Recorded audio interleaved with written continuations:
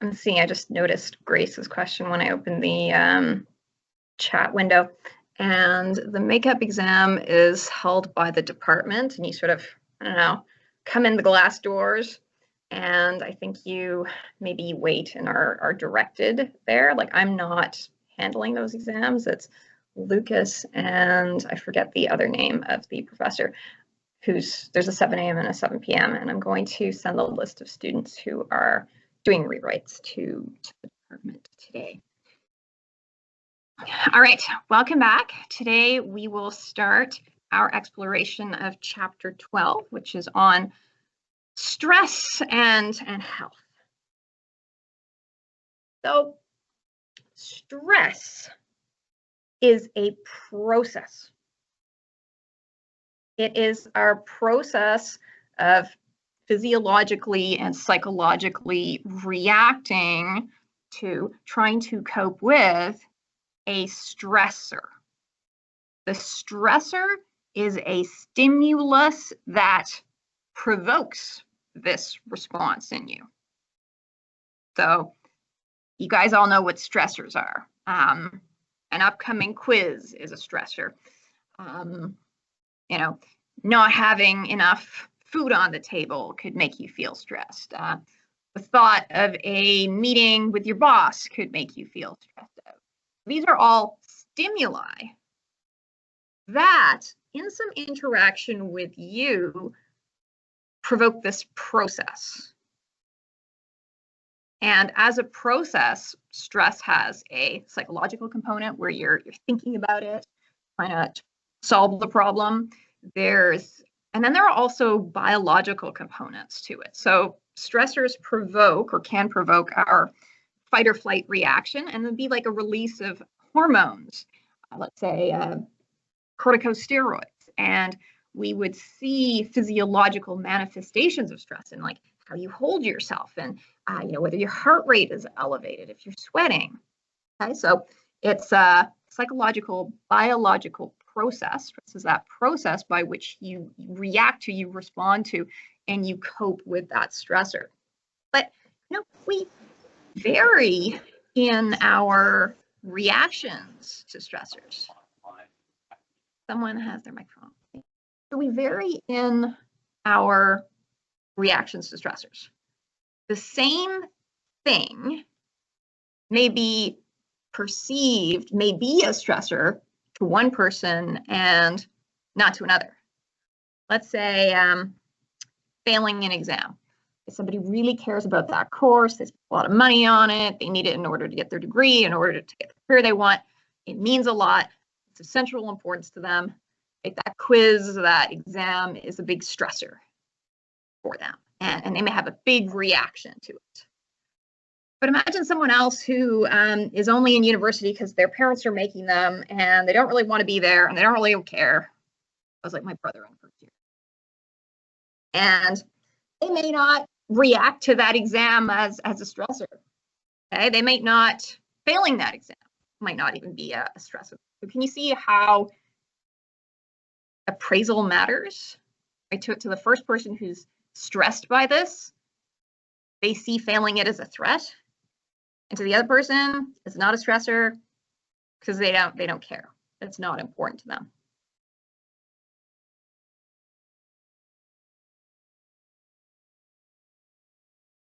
So stress is a process and a response to the stressor. And the stressor is the thing that we see as like a threat, and it taxes our resources to deal with it. And when researchers measure stress, they can measure people's reactions to real world stressors. They could say, tell us about the stressful events in your life. And they can also induce stress in the lab in various different ways. They could, set up some social situation where a person is rejected. Okay, that could result in stress.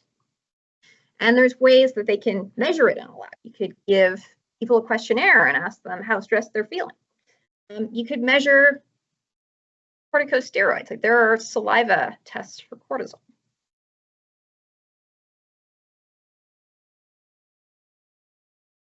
your body's stress response has evolved over millennia, okay? And it didn't evolve in your distant ancestors to deal with midterm exams, okay? It evolved to deal with the kind of threats that they encountered, which were, often big, scary things that they needed to run away from. And then after running away from them, they could relax. So let's see how this process works. Your nervous system has two divisions, your central nervous system. There is the somatic division that has to do with like voluntary movements. Me moving my arm up and down is under the control of my somatic nervous system. And then there's an autonomic nervous system. And this has to do with more automatic processes. I can't say, stop beating, oh heart, because my heartbeat is under the control of my autonomic nervous system, like an automatic process. And if something startling happens out there and my heart rate elevates, I didn't tell it to do that. It was a reaction that's under the control of non-conscious processes. So the autonomic nervous system itself has two branches that work in contrast with each other. And one of them is the sympathetic nervous system, and one of is the parasympathetic nervous system. The sympathetic nervous system is about that fight-flight response. When your sympathetic nervous system, which helps you respond to the stressor, is provoked, your pupils dilate so that you can see better, right? You can see the stressful stimulus that you need to run away from, clear to you. Right? More light enters your eye. Your heart rate increases, blood flows to like the muscles so that you can run away or you can fight back. Okay. Your airways dilate. You're bringing more air into your body. You're sweating. Your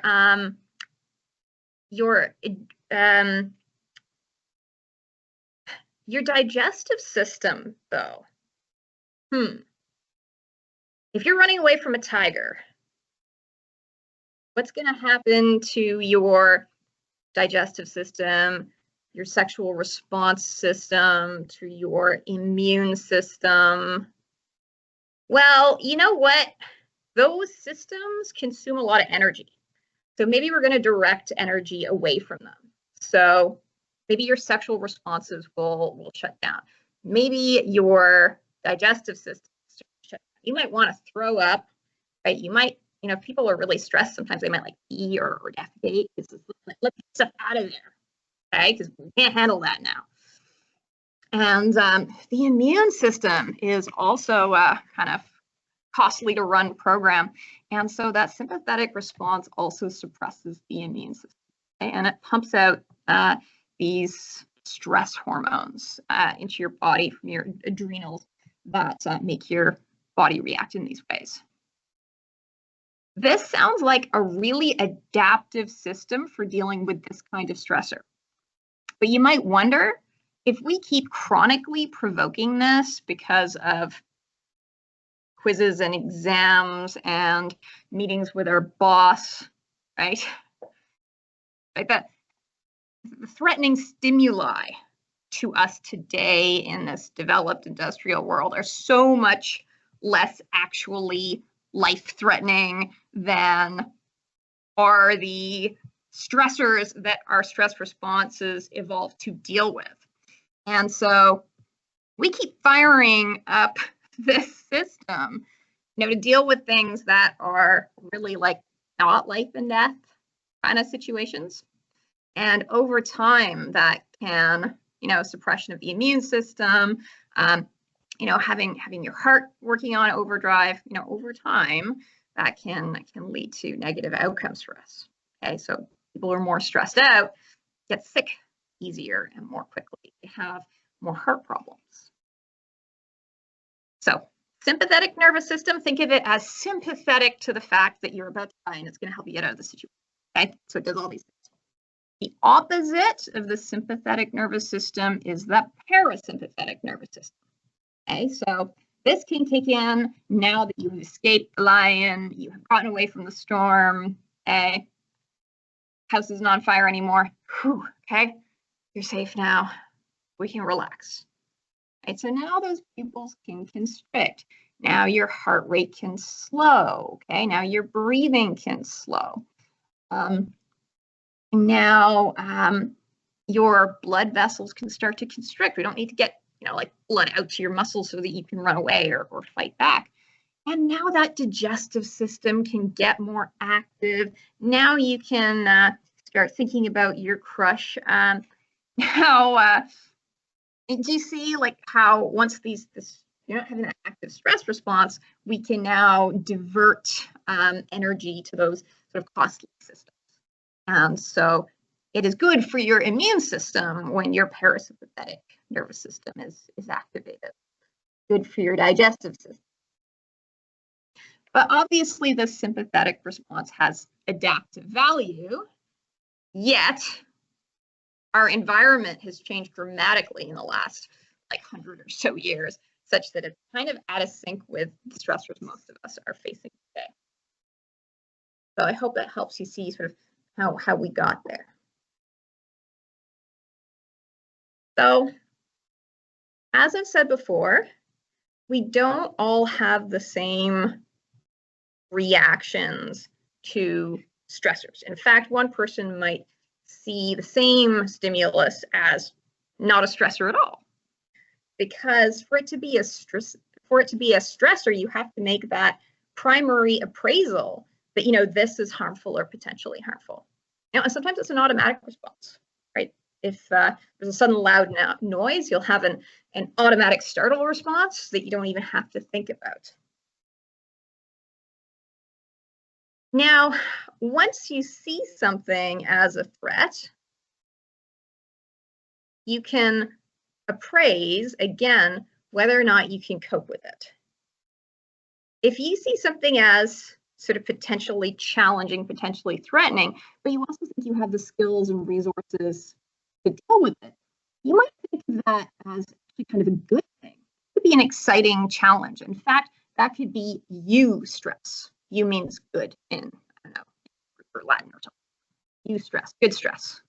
You have the resources to cope with it. Now, let's say that you don't. You're like, oh my goodness, I don't know how I'm going to cope with this. I don't know how to handle this. Then you're going to have, that's like bad stress, distress. Okay, eustress versus distress. There are different ways to cope once that reaction comes into play. Problem-focused coping is about going and dealing with the stressor. Okay, go fight and kill the tiger. That's a problem-focused coping style. And that one makes sense when there's something to be done and you need to go do it. And then there's emotion-focused coping. And really, often always room for emotion-focused coping, even if you're going to use a problem-focused strategy, because you will focus better on the problem if your emotions are not getting in your way. So things we do to manage our emotions, like expressing them to a friend, writing them about them in a journal, even potentially maladaptive things like drinking alcohol or taking a drug to make the pain go away. Those are all emotion-focused types of coping.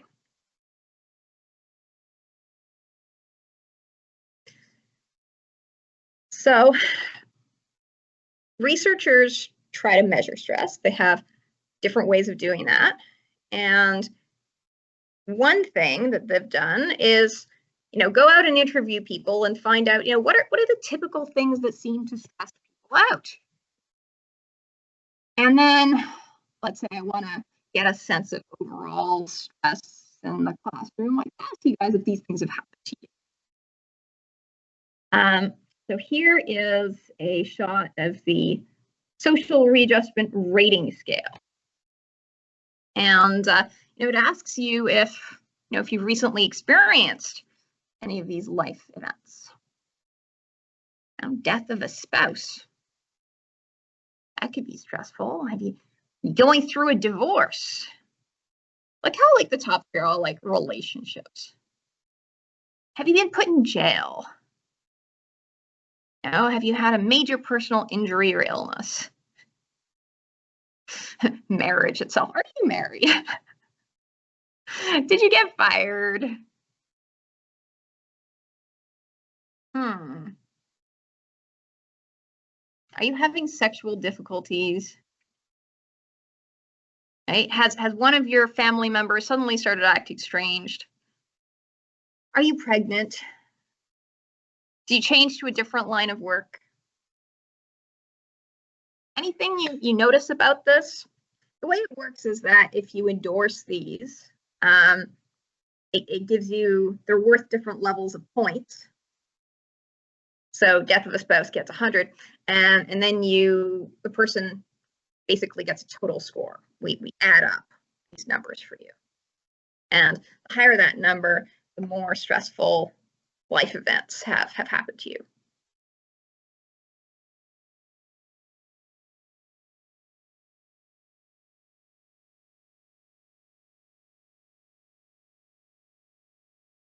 Any thoughts on this? Do you think it's a good measure, bad measure, pros or cons?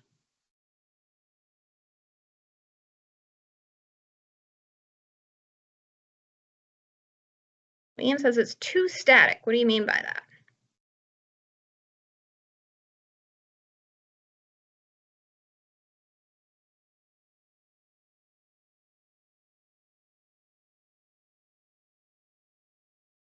Too finite. I think there's not enough on here. Like you could be really stressed out by something else that's just not on this list. Yeah, fair criticism.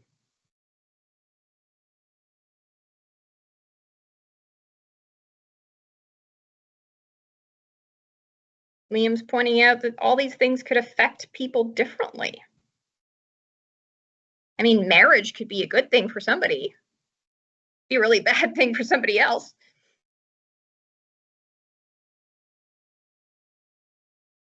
Phoenix says, reminds me of a rate your pain 1 to 10 scale. It works for some people.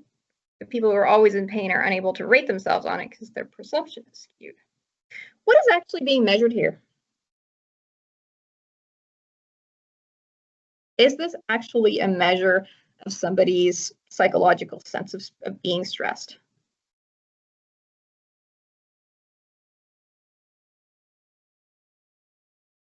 So Joshua says it's generic, something that's stressful to one person might not be stressful to another. So for the death of a close family member might not be a stressor depending on the relationship. Or like sometimes, someone's narcissistic parent dies and the child feels like finally free. So what is being measured here? Is this a measure of a person's stress response? So like Liam says, it's a measure of life events that are generally stressful. And I would expect to see a correlation such that people who get a higher score on this are more stressed, but that's and that is based on the fact that these things are generally stressful for most people, but it doesn't mean that they're stressful for you. And so it's not a perfect predictor of well-being, but there is a correlation between people's scores on the scale and their well-being. Like you could imagine that, somebody that had their spouse die after a nasty divorce and just got out of jail and had their mother die and was personally injured and just got fired. Kind of, it's reasonable to expect somebody like that would be stressed. You can see how it's imperfect because some of these things could not bother a person. Some of these things be good. They could be like, wow, I'm so happy. I just got married. The major change in, retirement. They might like that. Like, retired. It's fantastic. Actually, a lot of people feel lonely after retirement. So see, in psychology, we have these imperfect measures that are often based on a lot of assumptions and associations that might not hold true for everyone. And so we have these subjective and imperfect measures. So these are our major life events. And your textbook says that, points out that actually this measure of hassles seems to be a better predictor of well-being.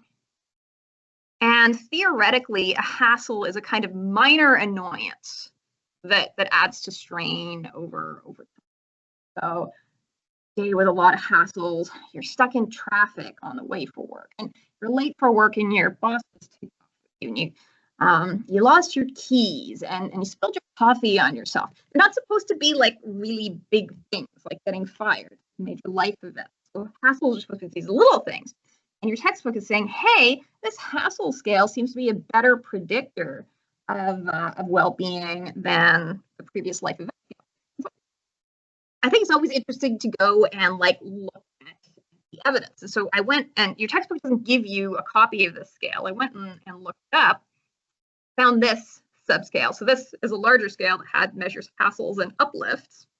And it was found to be a better predictor of well-being than this major life events thing.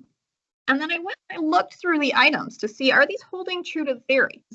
There's a difference between like a theory and a conceptual idea and the measurement of it. And I saw having too many things to do, oh, okay. Misplacing something or losing your keys. Having to mow the lawn.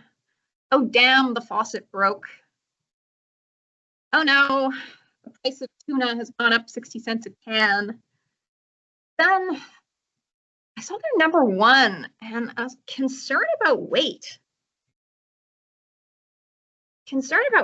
Body weight is actually correlated with, well-being outcomes. So people who have very high body weight have a lot more health problems. And that's also associated with socioeconomic status, because people who are poor in the Western developed world tend to eat more like processed junk type foods.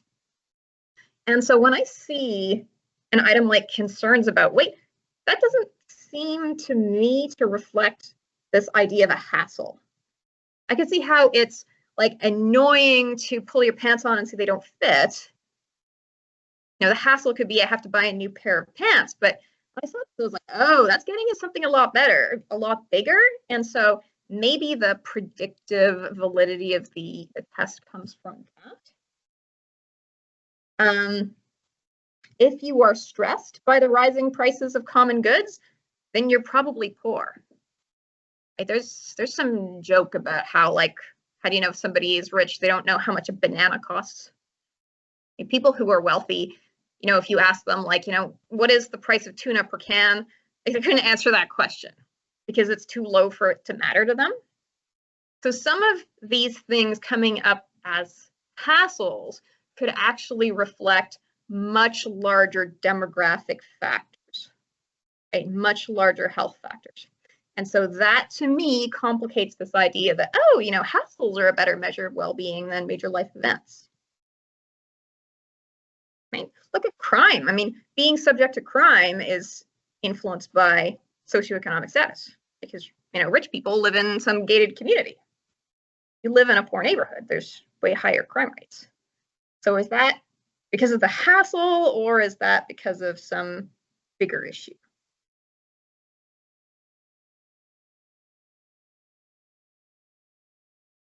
On to the mechanics of stress. Hans Selye was a Hungarian-Canadian endocrinologist. So he studied the endocrine system. In psychology, we often talk about the nervous system. That's a speedy electrochemical response system in your body. Your body also has a slower system for messaging, which is the endocrine system. It's based on things like hormones. A hormone is released into your blood, and over time, it has an effect on an organ. So Selye is a doctor, and he noticed something when he was working in hospitals. He's seeing people with all different kinds of diseases, completely different illnesses. Now, I just saw a message from the TA saying the slides are not showing up. I'm not sure what's going on there. So maybe those who are in the classroom can't see my slides. It looks like everything's set up right on my end, and I see Liam saying that it is showing up for him. Other students who are following from home or seeing the slides. So I think this is something about the way it's set up in the lecture hall. Okay, so I'll keep going. Yes, you should be seeing a picture of Hans Selye. So he's a doctor and working in hospitals, and he's seeing patients with totally different conditions. Okay, being through a major accident is a different insult to your body than having cancer, having measles, and having hepatitis. Right? There's just like totally different parts of the body and different organ systems involved. And he noticed that they all seem to have like a common set of symptoms, right? They all reported certain common kinds of malaise, like maybe fatigue, maybe anxiety, like maybe feeling like you want to throw up. Isn't it interesting that there seems to be this common underlying factor? This reminds me of intelligence research and G, the idea that behind all the different types of ways people can be smart, there's a common factor of intelligence. So you notice there's like a kind of common factor of illness, right? Of non-specific factor of symptoms that comes up in people with different conditions. And then he noticed it again when he was working with animals. And I believe he was doing like weird things to them, like, grafting stuff onto them. So those rats with like surgical injuries and the rats who were given drugs that made them sick and the rats that were exposed to cold, they also had this common pattern of responses. What could it be?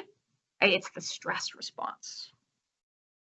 And he also noticed that there's kind of a trajectory for this. So let's say you have your injured rat or a rat with an, ear grafted on its back.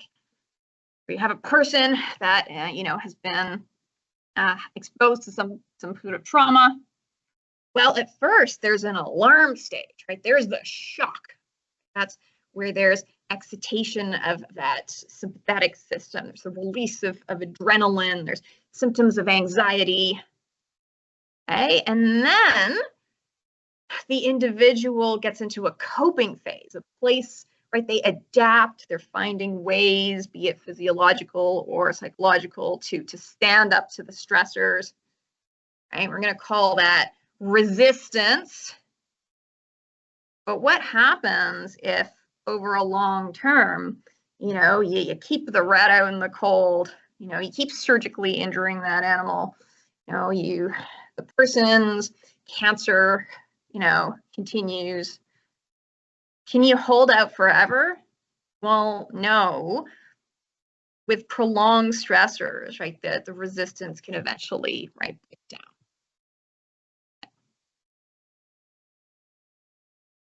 So if we relate this to chronic stress in people's lives, while you're actively dealing with stressors, you can be in that place of resistance. But what happens if you keep living like that as you get older and older? People start dealing with burnout, they start developing chronic conditions, they start slowing down.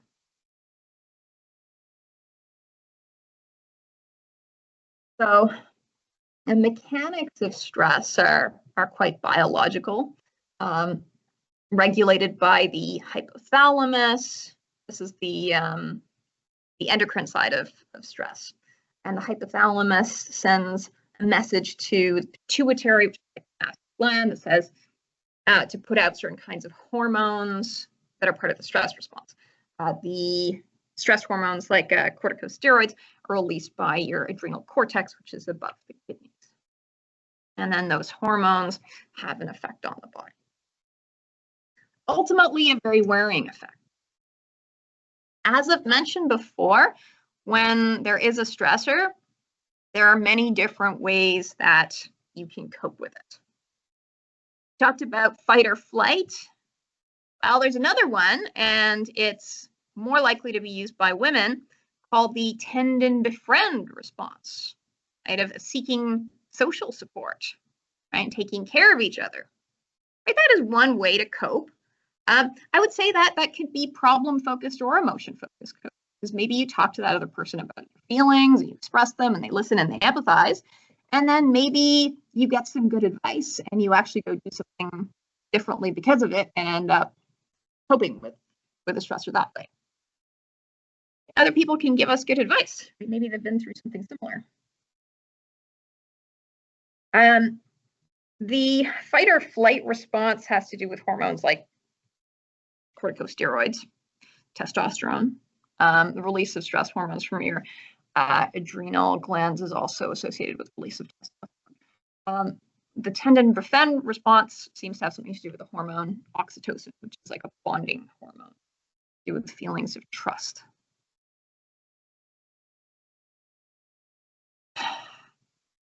The textbook makes what I think is a very common mistake in psychology.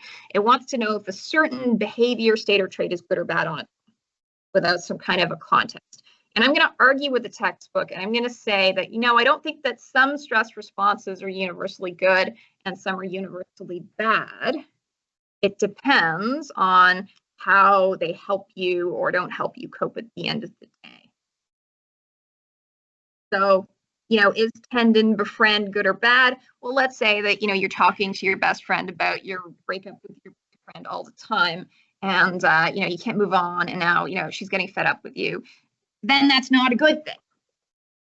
But like if that conversation leads to, closures and you get closer and it helps you change perspective and move on, then it was a good thing. Okay, so I feel like the answer is always it depends. There are situations where people can have a response to a stressor that seems, say, disproportionate.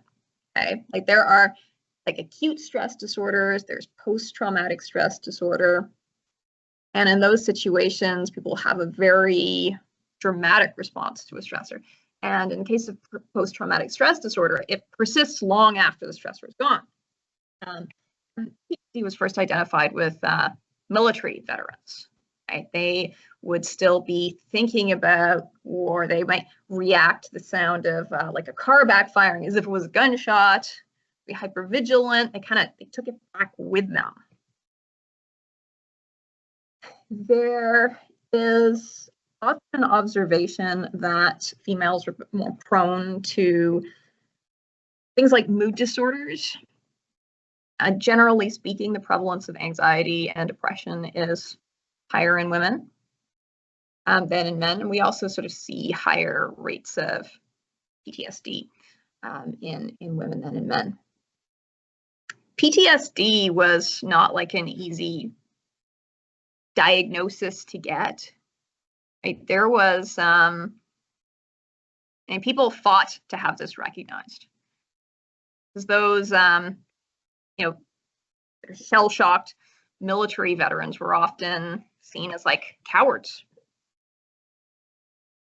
And even today, it's very difficult to get recognition for the same types of symptoms, like the hypervigilance, flashbacks, etc., if the stressor was something social. Let's say it was like discrimination or harassment. Victims of rape had to fight their way in, right? And now, you can get diagnosed with PTSD if there was some kind of like the original event was like life-threatening, or if it was like rape. And if you have the same profile of reactions, but the initial stressor wasn't one of those like two things, well then sorry, you can't have PTSD. Any ideas why it might be so hard to get a diagnosis, why there might be so much unwillingness to recognize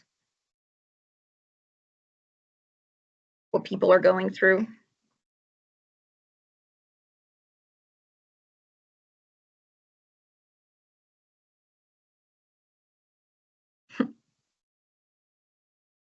You need to talk about it. So what then? What's the risk?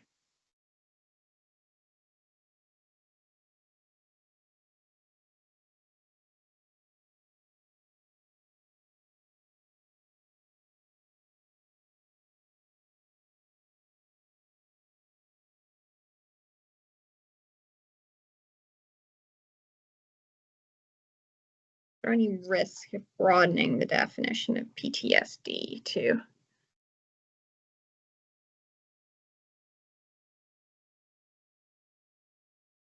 It's not easy to get the whole concept of PTSD recognized.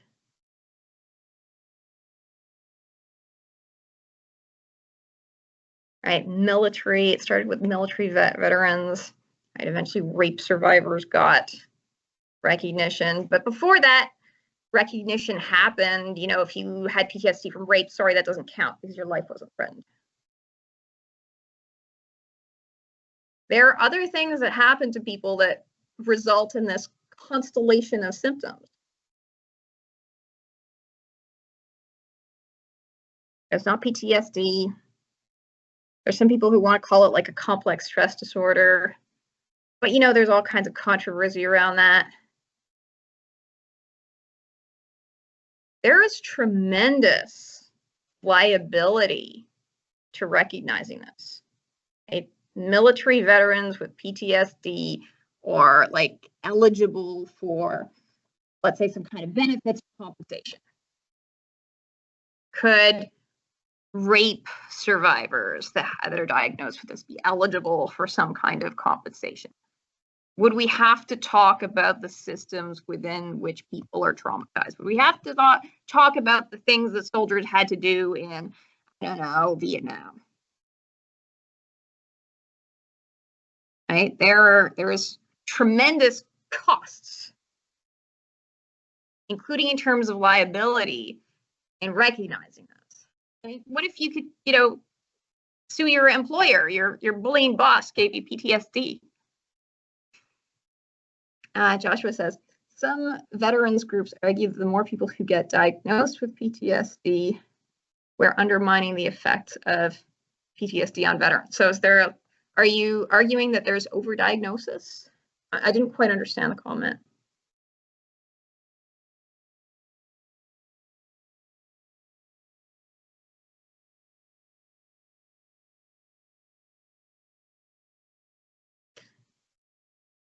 Now, the same thing can happen, and like not everyone would develop PTSD. So after a natural disaster, like an earthquake, same earthquake, maybe about 5% of people develop PTSD. It's higher with a bombing. It's lower with like a typhoon or an industrial accident. A mass shooting is way up there. Any ideas why this might be the case? Can you see any pattern in this?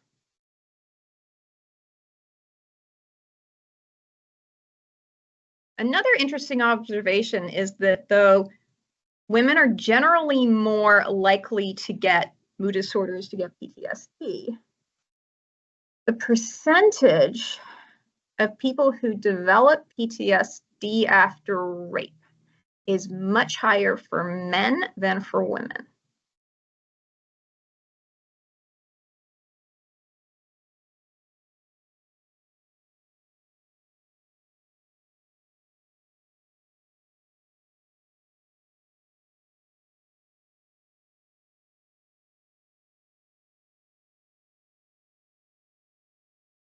Can you see any pattern?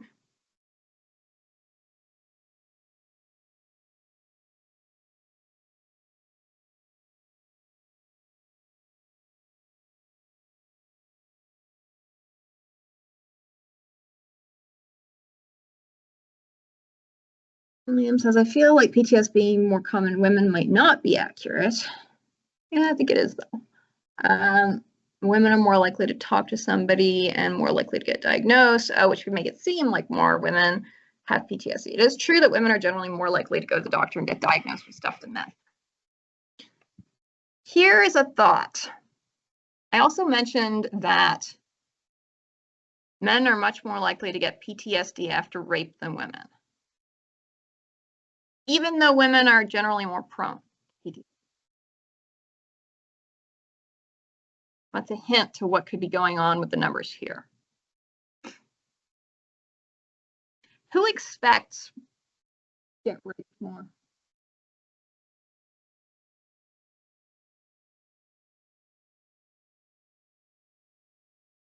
Which gender is that event more common for?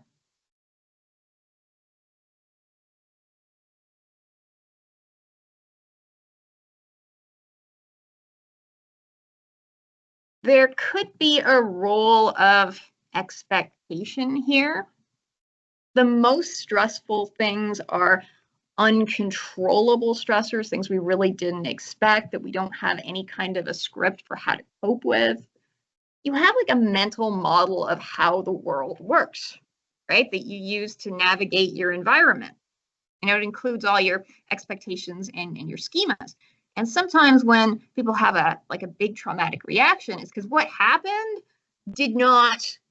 wasn't part of their schema. They didn't get that people can act like this, that such things can happen to people. It was so completely unforeseen. They're stunned, and it's like the act of their schema accommodating to this new information is just like gonna rip it apart. Okay? Men expect to get raped a lot less than women do. Okay?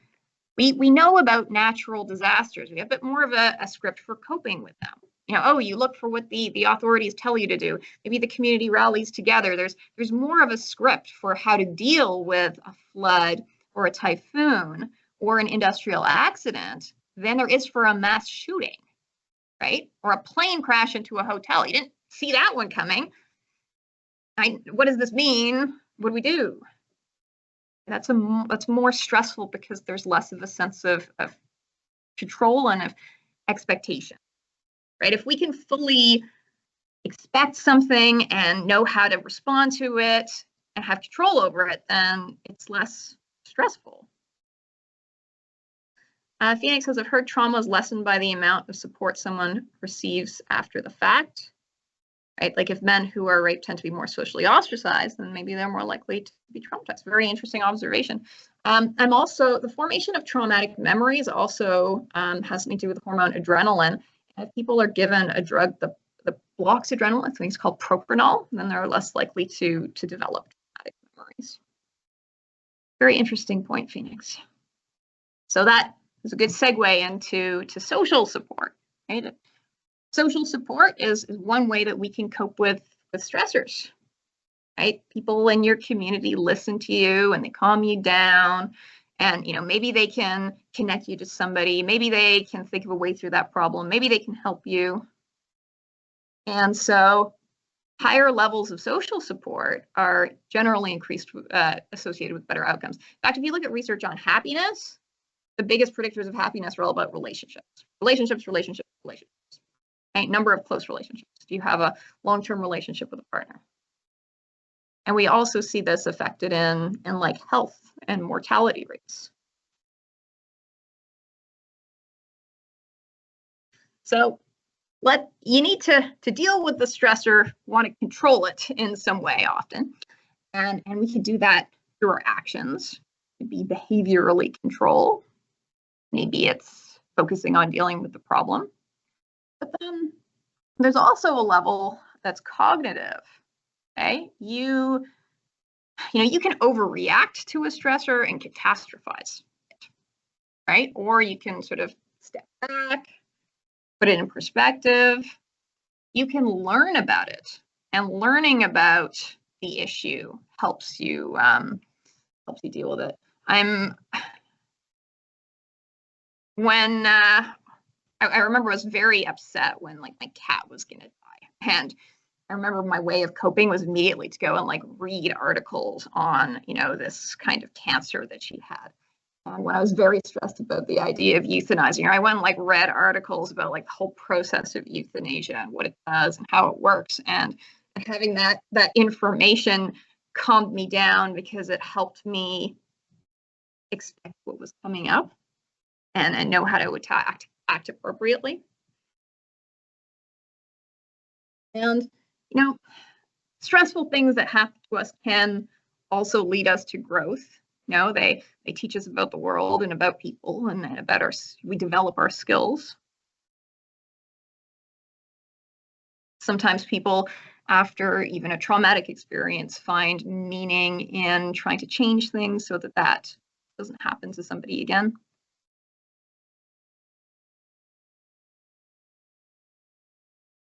Now, your textbook seems to take, to my view, a perspective that some stress coping strategies are like good and some are bad, and I don't like that. So I added this and I put it highlighted in yellow to say that any particular coping method could be adaptive or maladaptive, and that because it depends on context, depends on the outcome.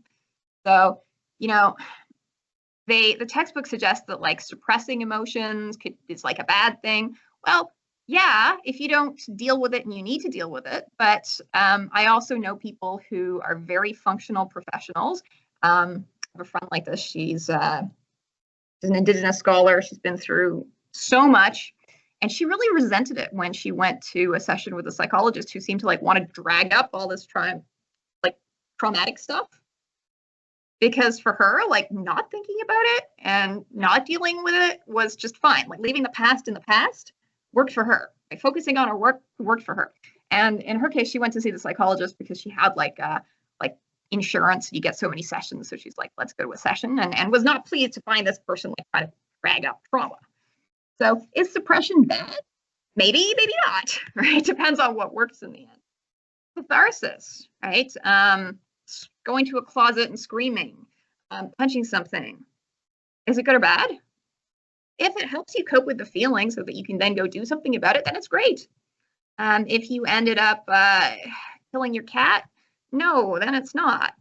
Like, you see how it depends. There are interventions that are supposed to help people deal with stressors. Okay.